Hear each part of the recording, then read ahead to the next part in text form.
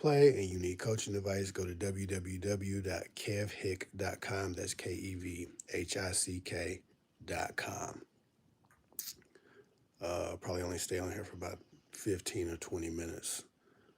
But I told everybody I was coming back, and so I'm trying to keep my word. I'm coming back. So as soon as people get on here, we'll start the conversation. But until then, um, man, check out some of my old videos, check out some of my old content. I will be funneling all of my new content through a new channel, but I'll be sharing it on this channel's community page. So if you want clips of what this channel has been, keep coming back here. If you would like to see the new content, keep up with my community page. I'll be always sharing my video clips or my video links on my new community page. What's going on, everybody? How y'all doing? I'm still getting over my cough. I coughed a little bit less today, but I'm still a little bit messed up. What's going on? What's going on? Yeah, we can jump right into the questions if y'all want. I have a lot less to ramble about. I think I ranted and raved. I probably talked for like 40 minutes just because I hadn't talked in so long and hadn't been on live in so long yesterday. So today I'm gonna try to get to some more questions because I don't think I got to all the questions yesterday. I felt like I had to skip a few just to finish my live off.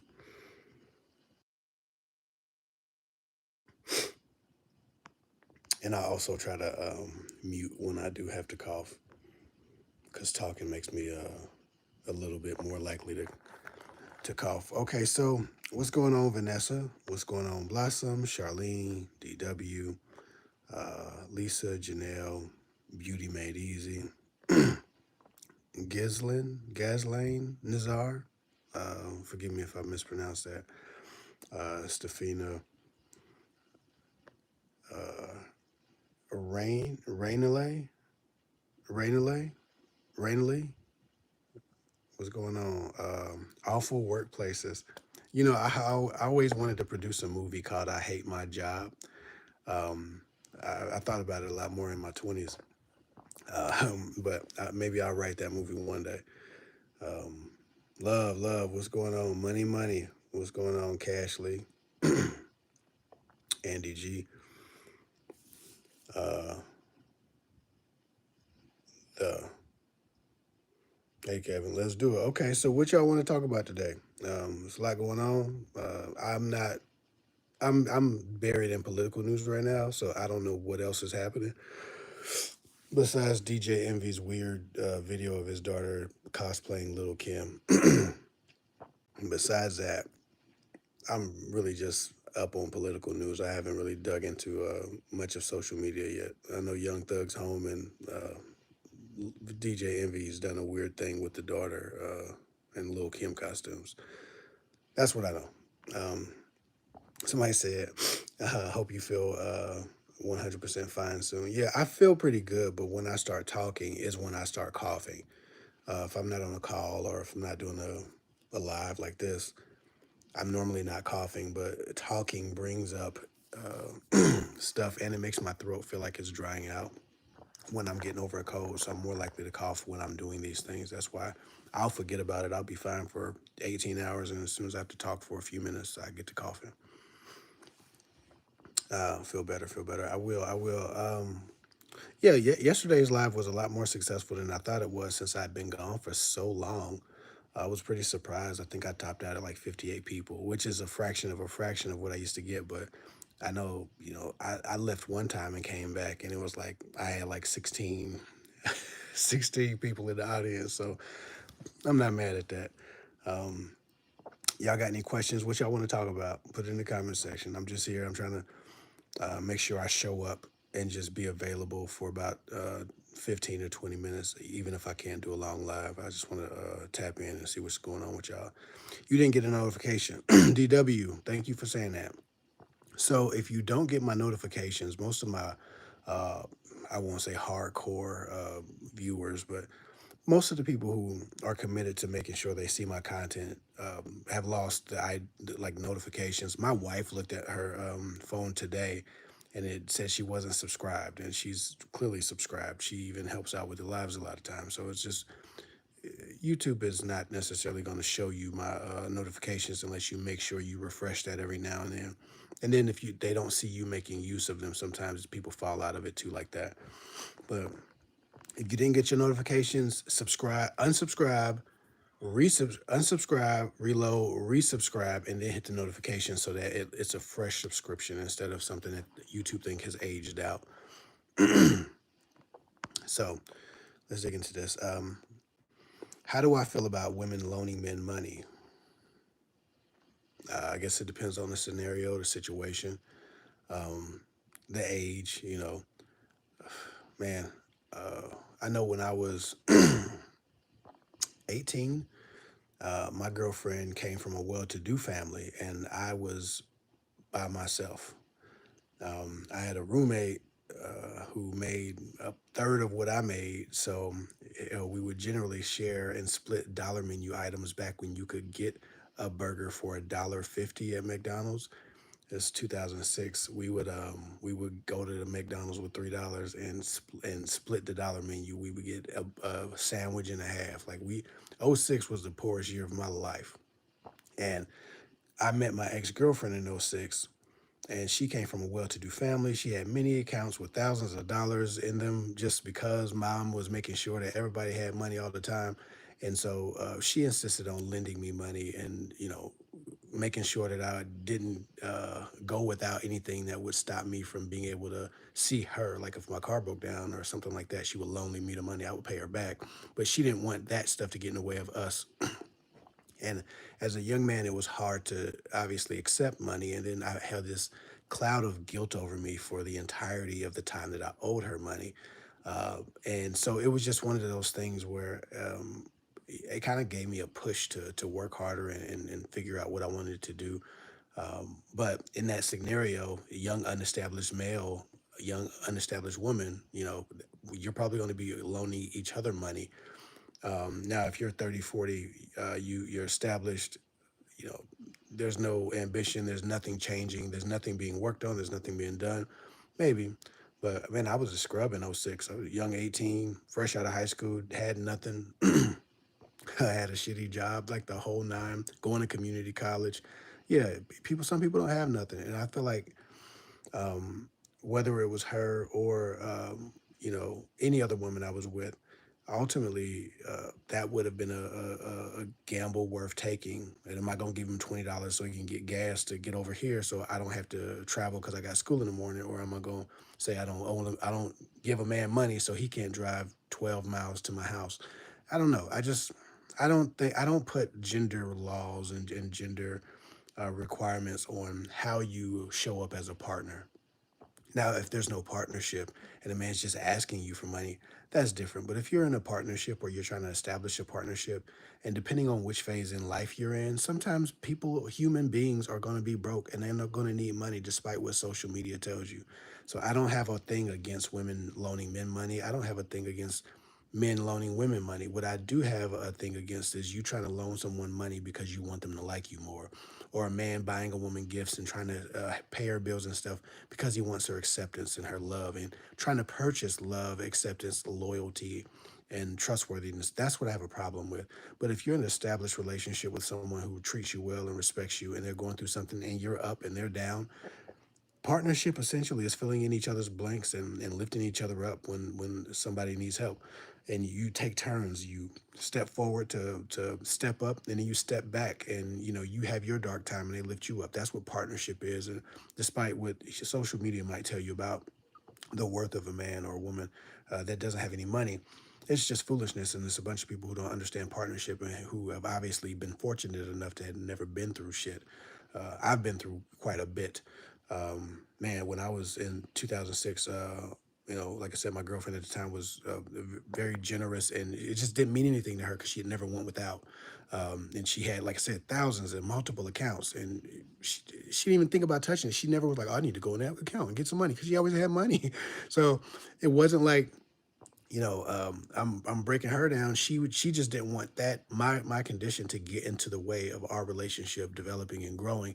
And we had already established love and partnership and those types of securities. And so, in my experience with a woman giving me money being young, I can tell you that I felt like less of a man because I'd been told that I was less of a man by society for needing help from anyone, not just a woman. And it was very difficult for me to move through taking that money. But, after I got around that and I accepted my situation and I worked on it and got a better job and got myself out of the hole, my roommate had left me with the, it was a terrible thing. My it was just, how roommates say, don't move in with your best friend. You move in with your best friend, you have some disagreements, and things go badly. So I had one of those situations where I was paying rent in two different places, lights was cut off, like it was it was crazy. But to that point, um, if you got a good man or a good partner or a good woman, male or female, I just don't feel like establishing whether or not you should give money to either gender is a way to bring goodwill into your relationship. Um, but again, it's about the person. Is it a lack of responsibility? Are they financially a terrible steward? Is it something that they're not learning, something they're not adjusting? Is it all of their fault? Are they going to drag you down with them? Are they making changes? Are they doing something to change your situation? There's a whole lot of things to consider. But all in all, we got to stop putting so much of a pedestal around money and which one has it first. I just think that that's foolishness. And when we want love and pray for love from God, we need to prioritize love. And sometimes, a lot of people prioritize money, and the relationship is a come up. It's a way to bring themselves into a new level, a new tax bracket, or some kind of new lifestyle, perceived or make believed, but it's not necessarily about the love. And then when the relationship fails, they say, "I tried it," when they really never tried the relationship. They didn't work on it. They want this relationship to see what they could get from it and not what they could give to it. And I think that both parties, men and women, need to go to relationships, try to figure out what they can bring to the relationship instead of what they can get from it. So to your point, maybe, maybe not, but look at a person's history, a person's habits, patterns, practices. How often do they need money? Are they borrowing money from others? Is this habitual? Is this cyclical? Is this something that they just do? Or is this a rare instance in when they need help? Is this a extenuating circumstance? If it's just a person who's always needy and always in other people's pockets, then no, you shouldn't. But that's a man or a woman. It has nothing to do with if they have balls or not. Uh, I hope that answers your question. But yeah, set your notifications because I'm gonna be going live. I'm gonna try to go live daily, even if it's just 5 or 10 minutes, and come say hi. And if you want to talk about that specifically, if you got something else to add to that situation, Veronica, book a call. Kevhick.com. KEVHICK.com. So what does it mean when a man asks for a relationship status? Like, we've been dating for 3 weeks. Is it a test because I digged into your videos and didn't find any related? Okay, so a man you asks you for a relationship status, meaning he's asking you, what are we?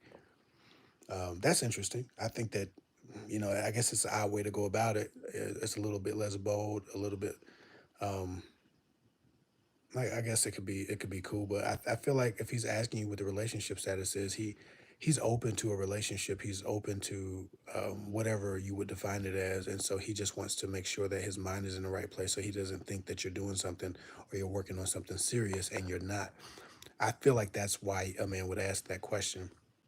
The better question would obviously be, hey, I think we need to be exclusive. How do you feel about that? And being a little bit more bold and direct by it, with it. But if he doesn't have the heart to say it like that, asking you, what the relationship status is essentially the what are we conversation that just tells you, it tells me that in most scenarios where a person would ask that question or be wondering it, they would like that next level. They would like that security and that validation that this is a relationship that is worth, focusing on. And they want to hear that you're focusing on them too. And so he's asking for you to give him security emotionally and validate the relationship for him and let him know that he's in the right place, doing the right things, and not wasting his time. So that's how I feel about the relationship status question.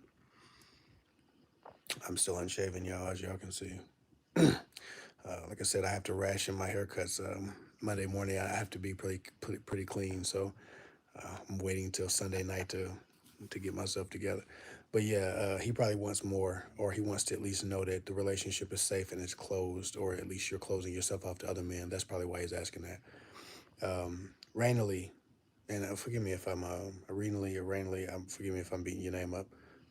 You should put one of those pronunciation things like the when you're looking up a definition. But we will still be here. I appreciate you. Thank you so much. I appreciate you. I didn't get a notification either. Yeah, Stefina, please unsubscribe, resubscribe, and then hit the notification bell, and then hit all notifications. Just so y'all know, if you hit all notifications on my channel, I don't be randomly just spamming with like a bunch of stuff. I either drop a video or I put something up on a post. Like this weekend cars are on sale. So I put that up on a post. Sometimes, every once in a while, when people are going to my old website, because I have 600 videos, and I've yet to take the first 300 videos and change the website, right? And that website is dead. And so every once in a while, I get a email like, "Hey, where is your website down? Are you still coach?" And so I'll drop for everyone my website, but like I might post 2 or 3 times a month. I'll be posting maybe 2 or 3 times a week, but if you hit all notifications on this channel, you're not gonna be always getting some bombard bullshit by me. I don't care enough about social media. I'm not good at social media, so you're not gonna get a bunch of. I don't have a team. I didn't hire anybody to spam you with a bunch of Kev Hick crap. So hit your notification bells. Kev, so glad you're back. Can I ask opinion on his mom setting us up? Does that mean he'll be less invested? No, not necessarily. If he's looking for a woman and mom is overstepping, but finding him a woman that she respects in you, and he sees you and he's attracted to you and he likes the person he meets and the person he discovers, that doesn't mean he'll be less invested. I think he'll have to pretend to be less invested at the beginning because he doesn't want to look desperate. Oh, my mom's finding me a girlfriend because I can't find a woman. So your first date might be him trying to pretend that his mom's out of control or she's overbearing, or he's not, interested because his mom put him. The first date is always going to be him trying to establish his masculinity by kind of shooting down his mom, getting him a date. But if he meets you and he thinks you fine and he likes how you talk and he likes what you're saying and he likes how he feels when he's with you, he likes how you feel, the vibe that people talk about. Let me call. If he likes how you feel, if he likes how you smell, that's a big one. If your pheromones are like how he likes a woman to smell, or they don't betray how he likes a woman to smell, they're not off-putting, and when there's not a lot you can do about that. Um, no, he'll take you very seriously, and he'll be as invested as if he found you at a gas station and came up to you. Um, so no, that doesn't mean he'll be less invested because mom set him up. I just hope that mom isn't the only person that's looking for a relationship. If he's looking for love and mom set him up and he finds you lovable and he sees himself being able to love you, if he can imagine those types of scenarios, then it won't matter that mom set him up. But if he's not looking for love and mom thinks he needs to slow down, mom thinks he needs to settle down, and he's not really interested in it, and then mom sets you up, then yes, he'll be less invested. So you have to figure out what his intention is, if he's looking for love or is his mom looking for love for him. And that might be a great thing to say on the first date or ask. Um, um, Ghislaine Nazar says, he blocked me and unblocked me, and when I reached out, he blocked me again. I'm confused. I think he's confused. A lot of times people are in conflict with themselves. You like a woman, but you don't trust her, or you like her, but she hurt your feelings. You like her, but she rejected you. You like her, but you don't necessarily want to be seen as the guy liking her. You're attracted to her, you miss her, you're frustrated, but you're resentful at the same time. I think he's just going through a lot of emotions. He has some feelings about you that he isn't resolved. And so that's why you get acceptance and him, I guess, spying on you on social media, which is likely. And then he blocks you so that, you can see him not accepting you. Then he unblocks you so he can look at you, and then he blocks you again because he can't control how much he craves either your presence, attention, and or to just look upon you. So he's conflicted, which is why you're confused. Because y'all do the same thing. Think of every time you block and unblock and block and unblock a guy. It's because you're conflicted. You don't want to like him or need him or want him, but you do. And he might not be the best for you, so you try to protect yourself by blocking him and get him out of sight, out of mind. But then you can't stop thinking about him, so you unblock him just so you can look at his pictures and see what he's doing and smile at him a little bit. Then you feel stupid, so you block him again, and you're in a cycle. Men go through that too. I like to please ask if a guy is very emotionally open and tells me how he feels about me on text, but is quite reserved and personal on dates. Will he catch up with that in the flesh eventually? Yeah, a lot of times men are just adjusting to how to be with you, and a lot of times people are they express themselves easier in writing. My first love in high school, she was a writer, so it was very easy for her to express. Oh, thanks for the super chat. I appreciate that. Um, I'm a. Did you answer? If you got a question, I'll answer it shortly. Perfect. So I'll read that shortly. But yeah, my first love was a writer. She was in creative writing. I went to an art school, a school for the arts. So everybody had a talent. And she wasn't able to verbally say most of the things that you would want to say to a person with her trauma and the way that, her experience was putting itself together. If she wanted to say something sweet to me or nice to me, she had to write it in a letter. So consequently, she wrote me a few very notable letters when I was young, and I picked up poetry because it was a way and a medium for her to communicate, and I think it was really cool. I started reading books because she was reading books and she was into literature, but then she would also use writing to express herself because it was hard for her to say the things, and I can relate to that because I think my throat chakra is a little blocked when it comes to being really affectionate verbally. Like I really have to force myself to say the affectionate thing. I have to overcome my nervous system. Like it's a physical response to, and I just have a little bit of antitrust based on my childhood trauma, right? So I work through it and force myself to do the thing, say the thing, but that's very natural. To the point, if he wants to be better at it, he can become better at it. Um,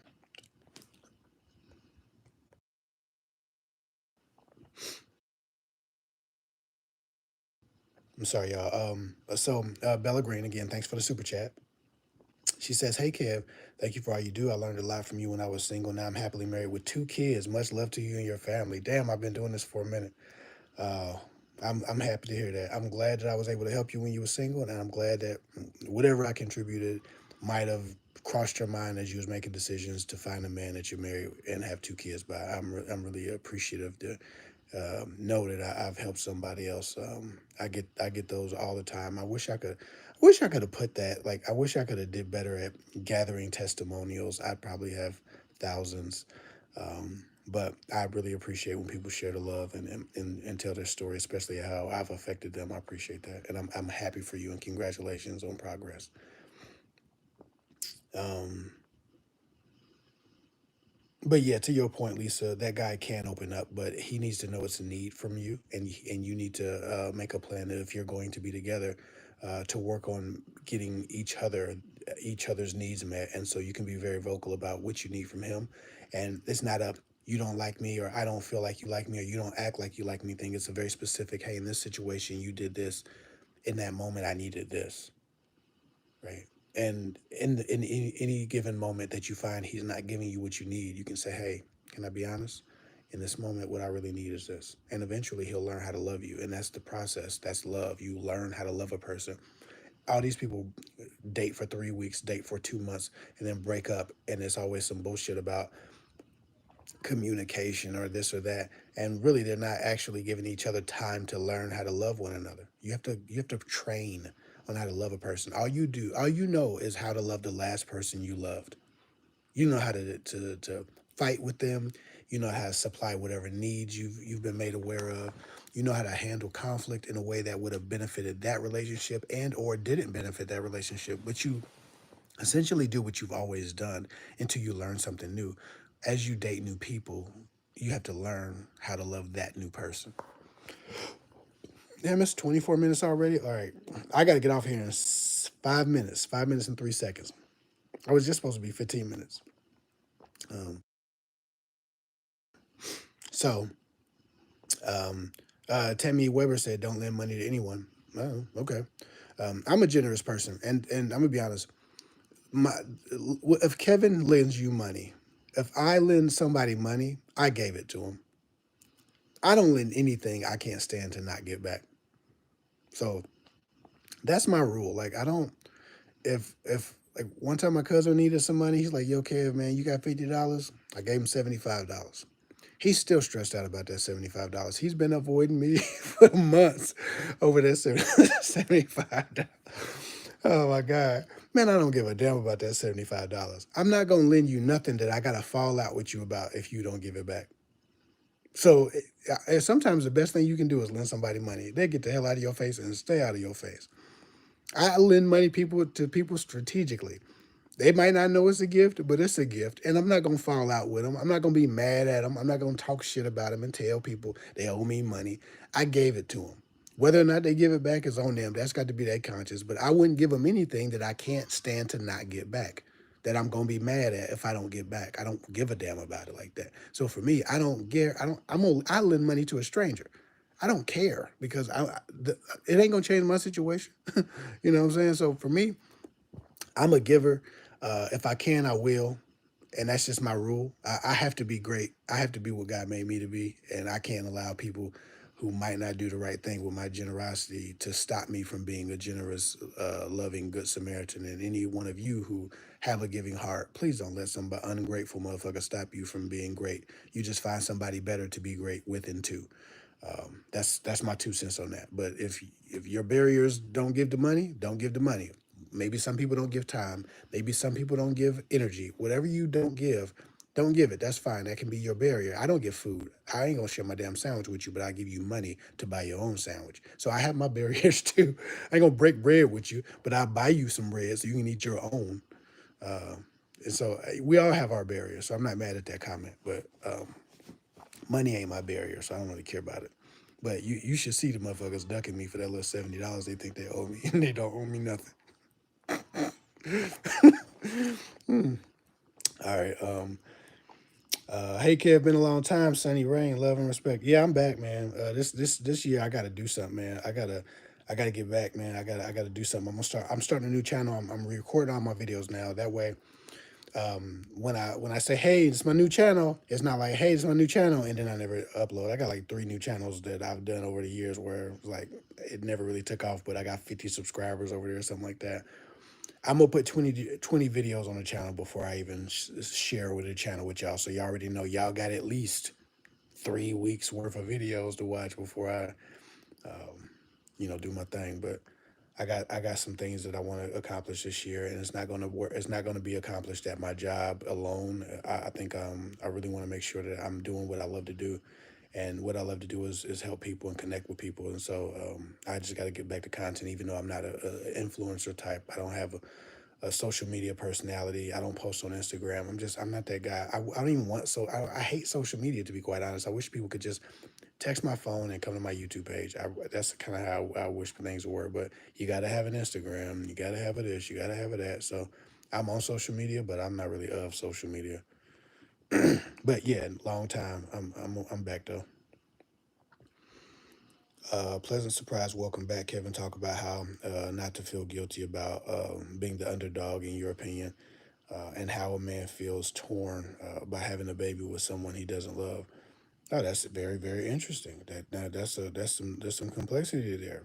I got maybe 1 minute, so I might not be able to address it all. But I'm coming back on. I'm live tomorrow again too. We just gonna go live daily. That's what I'm trying to do. Really want to go live daily and revitalize this channel. But I do need some of y'all to watch my videos. Maybe put a tablet or something on that you're not watching, and just watch the playlist or something. I need some views. I need y'all to trigger the algorithm to at least get these old videos shared and make it worth YouTube sharing them so people can get some of the old stuff. Pleasant surprise. She says, I guess the underdog comment is its own comment. So I need you to rephrase that. because I've never felt guilty about being in the underdog. I actually like that position. I don't like when people expect too much. I like when people have written me off, and it's when I'm most dangerous, because I can take that little disrespect, and I can do a lot with it. It's great energy for me. But to that point, some people need people to believe in them, and they don't like to be the underdog. I prefer the underdog position myself. Even so, a man feels devastated about having a baby with someone he doesn't love if he's a man who hoped to have a family. There are a lot of men who don't give a damn about having a baby with someone they don't love. They don't love because they just don't care. They don't. It's not.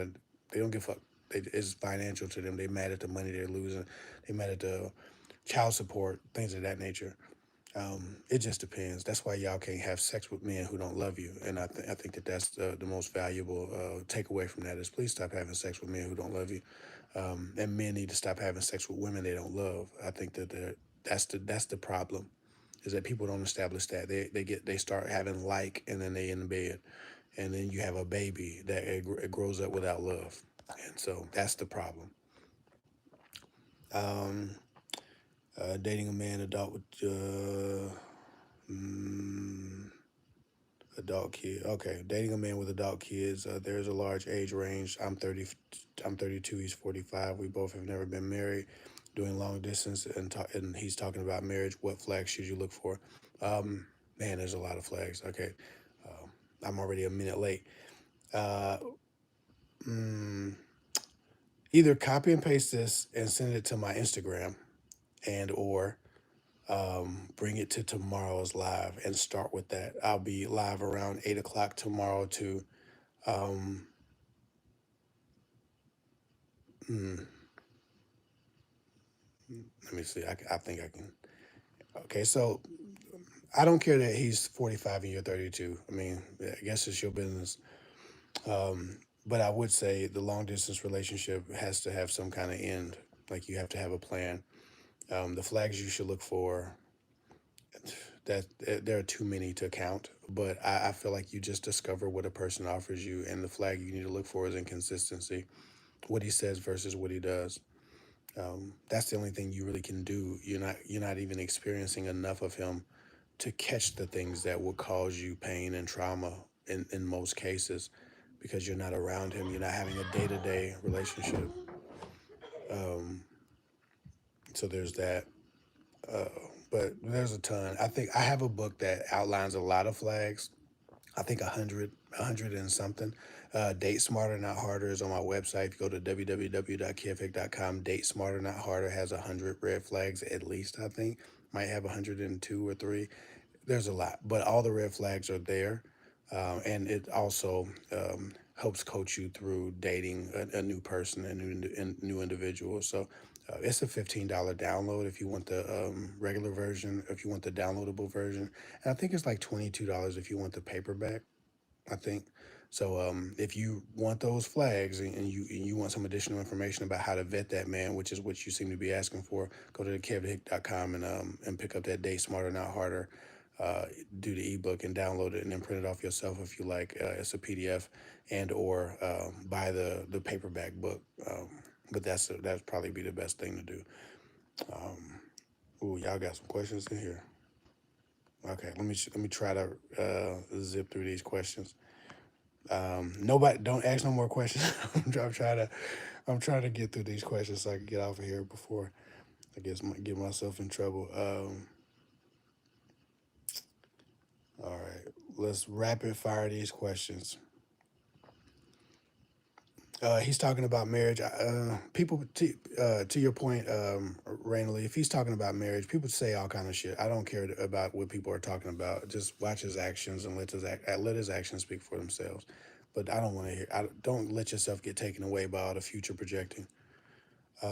Jay Collins, I've done the most for someone else that left me in a slump. Now I'm the one who has had bad habits, and I owe the background. If y'all see me moving like this, I'm trying to put my brown face behind the screen. I used to pride myself on not owing anyone anything. Now I see things so much differently. Hmm.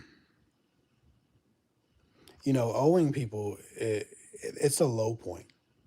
It's a low point in life. And so I'll tell you like this, Jay Collins, everybody gets a turn.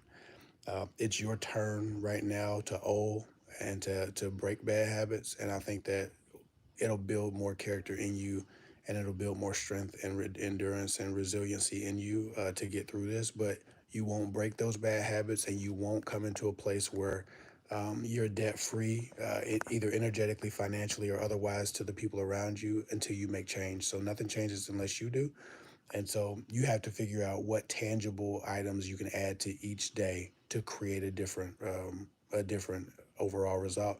Make a 1% change each day, and you could be 37 times better at the end of 1 year. I would get the book Atomic Habits if you need to form new habits. It's full of amazing tools to create a new life for yourself and very small, tiny, tangible, achievable goals. So I would do that. Get Atomic Habits and get yourself out of this situation. Charlene, thank you, Kev. Hi, Kev. I had to resubscribe. Thank you. My ex helped me drive 18 hours back home to NC. After being gone for 3 months, he said he wants to be different. It's been a week and we've been hanging out every day like we used to. Should I ask why? Yeah, you should get all the answers to all the questions that you've been missing, because if you go back into it and you don't know if he's reformed and you don't know if the issues that caused you to break up are still present, you'll likely be in the same position, in the same situation again. I don't think I'll ever be able to help someone else or any man dating. Tough lessons to learn in my late 30s. I'm looking forward to being much more financially stable again. Yeah, absolutely. Um, it's rough when you're going through, and everybody gets a turn, no matter what people say. What's going on, Marjorie? I ain't talked to you in a while. How you doing? I realized I couldn't comment because my ad blocker was on. Oh no. I hope you're all right. Hey Kev, what's the name of your of a woman's cologne you like, or do you think a guy would like? Oh man, that's a good question. I cannot think of. My wife has a few, but I can't think of what that. One was like a flower bomb or something. Um, but I can't think of all the names. I'll say this though. Um, it depends on your pheromones. I've smelled this over and over again where I think Flower Bomb was a popular cologne or perfume at one time, right? But on different women, it smells different. So Flower Bomb isn't necessarily everybody's thing, or you know, I don't be knowing these colognes, y'all. I barely know colognes. I wear Polo Red, uh, uh, YSL, and I like Abercrombie. Polo Red, YSL, Abercrombie, and Jean Paul Gardier, however the hell you say that. Um, those are my fragrances. But I don't necessarily know um, what the women's fragrances are called, and because it mixes with you, and then it smells different on some other people. So you really got to get your scent together.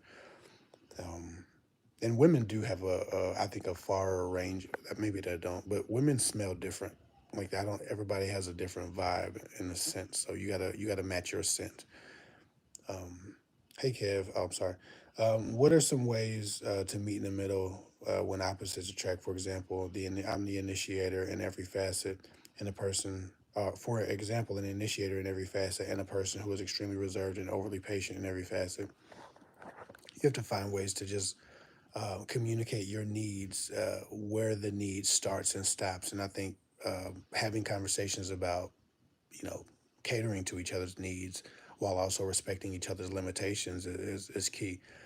It's not something that can be done non-verbally through, silent learning. You have to address those situations. So when people say communication is key, we didn't communicate.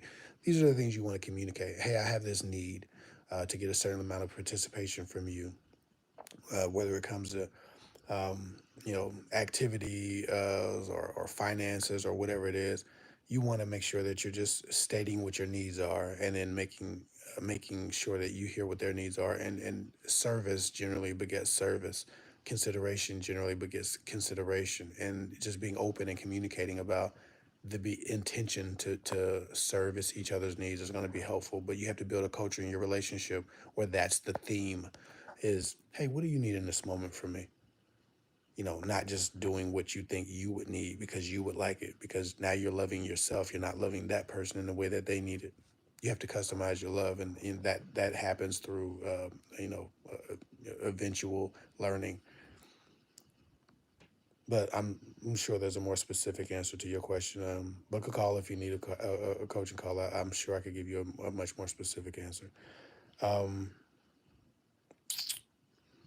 uh, so what's the best way to do when you feel conflicted?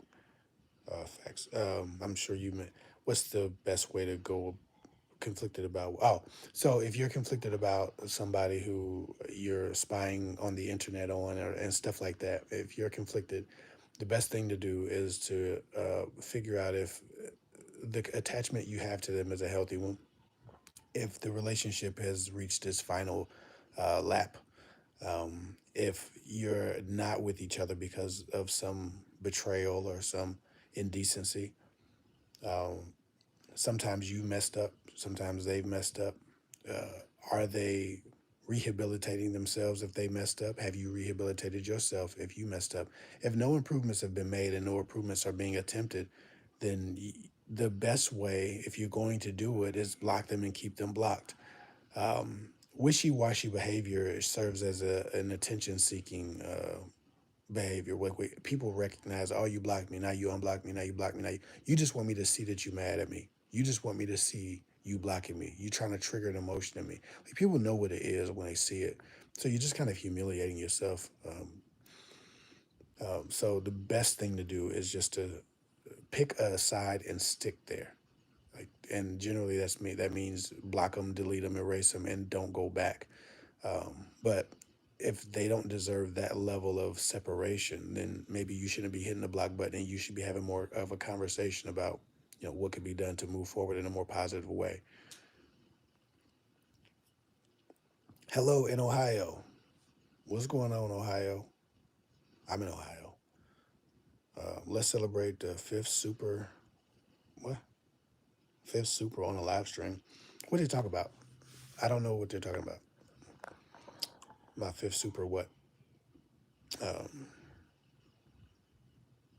hey Kev, WU. I don't know what WU means. I'm terrible at acronyms. Oh, nice. What's the best thing to do when you are conflicted with trusting someone? Oh, it feels hard to give or get it back. Oh yeah, absolutely. But that's the problem. You're putting yourself in a position where you're giving yourself a responsibility to do anything when someone's broken your trust. They ain't none of your damn business on what to do.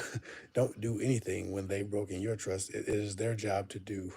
I think it's always the person who's been cheated on and shitted on trying to figure out what to do. You can't do shit. You didn't do it. You can't undo it if you didn't do it. Right. And so I think accepting that it's not your responsibility to change them or do anything to trust them sooner is a part of the process of healing. Um, but we could dig into that a little deeper, maybe on a call or a conversation.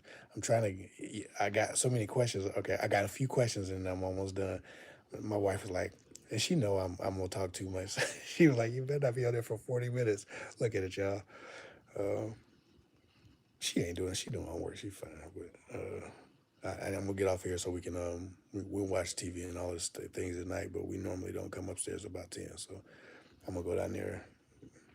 If I cut it pretty soon, I'll be fine. Um, what's the best thing to do when you're conflicted? Got that one. Thank you so much, Kev. Your advice has helped me more than any of the books I read on this subject. I'm really grateful for your insight, and it's great to have you back. I appreciate that. I really do. I appreciate y'all coming back. Tell everybody, even if you can't share my content publicly on your platform, share it with the people, the one or two people you know. You can privately share these videos too in messages with your girlfriends. You don't have to tell everybody on social media you're having dating issues. Why is it that no one has interest in me or goes out of their way to do things to get a reaction out of me? Is it ego? Why is it that who has a man who has interest in me goes out of their way to do things to to get a reaction to me. Yeah, it's always ego. Anytime a person is trying to get a reaction from you, it's their ego needing that validation that they're still important, that you still see them. When you don't give them that validation, it drives them crazy, and so they start taking drastic action to get seen. What if someone is pursuing you for marriage and then told you to come live with them, but then they got impatient with taking things too slow? Also gets mad when you don't want to give them a head.